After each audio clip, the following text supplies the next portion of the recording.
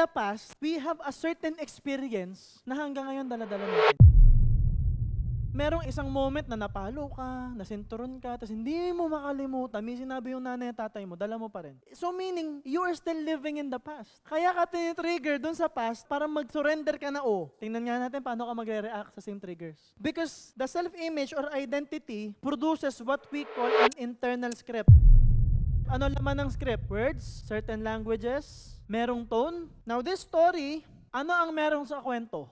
Merong mga taong involved. And there will be people who will play the internal script. So if your identity and self-image, walang nagmamahal sa akin, simple lang, may taong mag-show up who will play that script na i-reject ka. Kasi ang pinaniniwalaan mo, deserve mo ng rejection.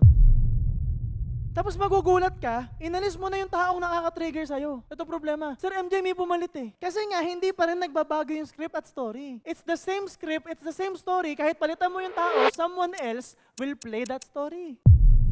Na hindi mo deserve ng pagmamahal, na hindi mo deserve ng success, na hindi mo deserve ng abundance, na wala kang kwenta, wala kang value, hindi ka magaling.